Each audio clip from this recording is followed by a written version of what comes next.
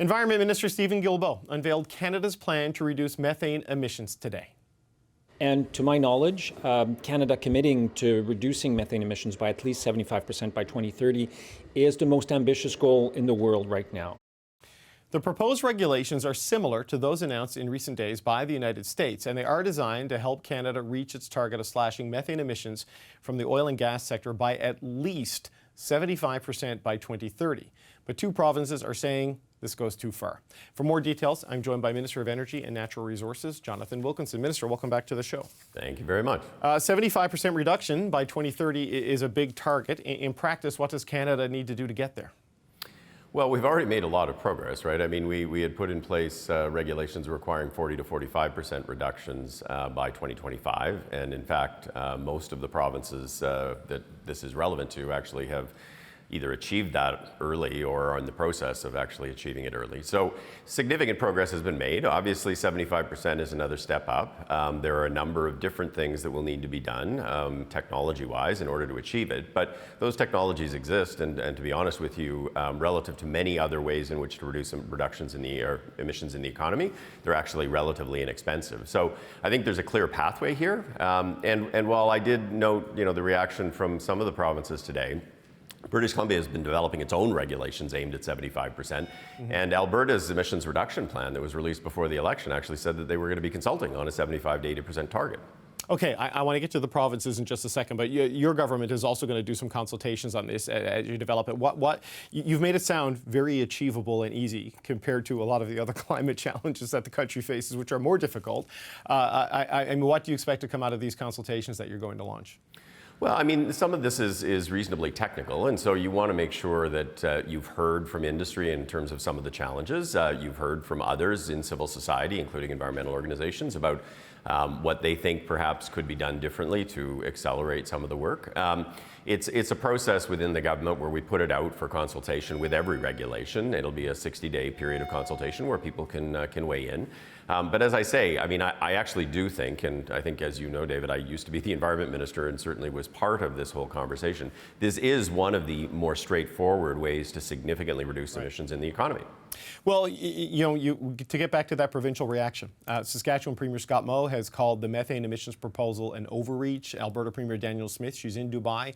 The province is planning to continue to oppose what they're calling illegal and constitutional ideas. I mean, where do you think this goes with the two Western provinces that you're increasingly at odds with on the climate file? Well, I mean, look, I do think there is room for conversation here. I mean, when we brought out the plan to cut methane emissions by 40 to 45%, both of the provinces initially objected. And then we worked with them, and they ended up signing equivalency agreements where they implemented the regulations themselves. And there may be a similar pathway here where they may want to actually put in place their own regulations to achieve the same goal.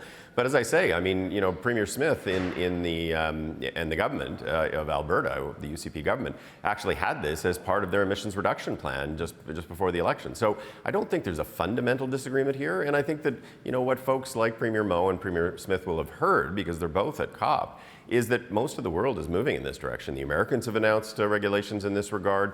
The Brazilians have announced they're going to do it. The Egyptians have announced they're going to do it. The Europeans have just come forward with some of this stuff. I mean, this is a relatively, as I say, straightforward, not costly way to cut emissions significantly. And it is in all of our interest from an environmental perspective, but it's also in our interest economically to drive down the carbon content of the products we sell. But if there is this persistent if there is another round of objections from Saskatchewan and Alberta, and we've not yet spoken to Premier Moe or Premier Smith, obviously, directly on this because of the time difference and the announcement, is there capacity to work with them and negotiate on this, given what we've seen over the last couple of weeks? I mean, we're rapidly getting to January 1 when Scott Moe says they're going to stop collecting the carbon tax, not just on natural gas, but on electric heat now. It feels like, the room for good faith negotiations there is getting smaller.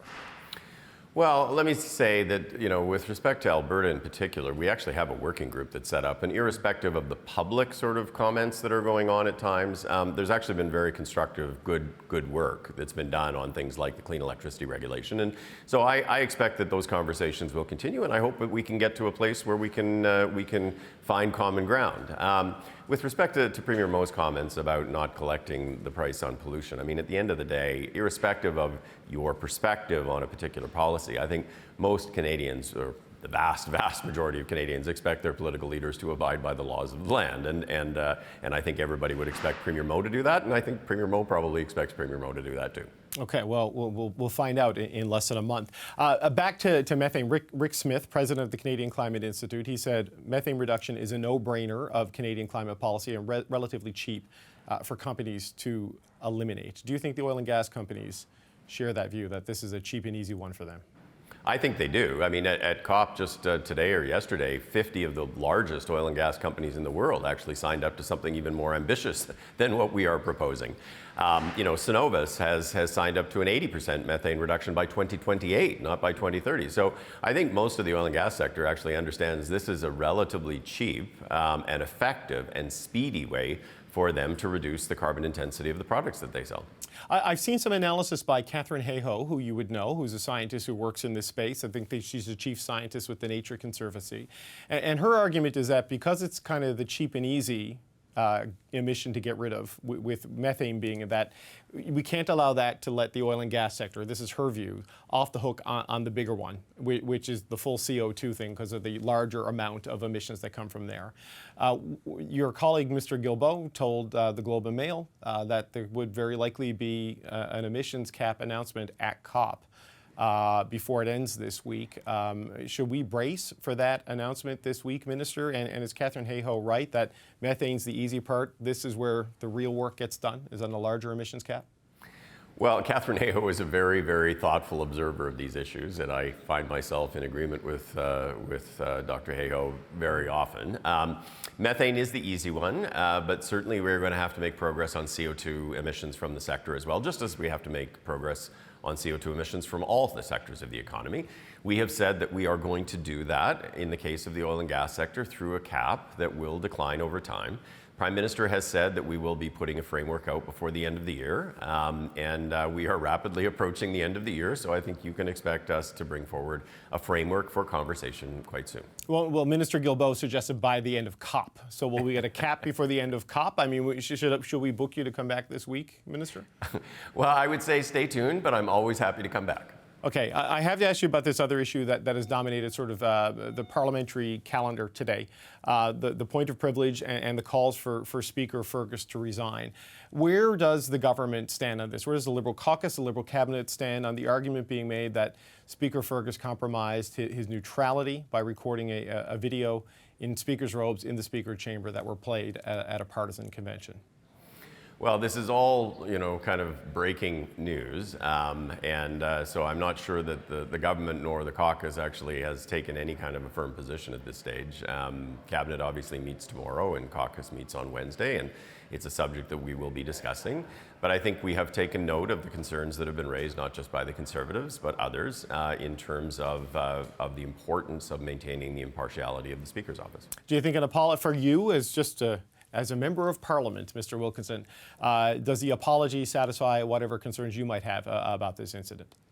Well, I haven't seen the Speaker since this happened, and to be honest, I would like to have a bit of a conversation with him to try to understand his thinking in this regard. But I do, think that it is important in the context of the conduct of the House of Commons that the Speaker be impartial as much as that is possible and be perceived to be impartial. And I think that's something that I would be expressing to Mr. Fergus, and I'd be interested to hear what he has to say.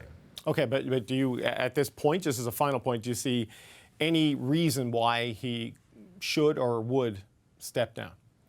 Well, I think that clearly there is certainly some question about the judgment, but I do think that we live in a world where forgiveness is possible, and I think it's important that we hear from him before we rush to judgment.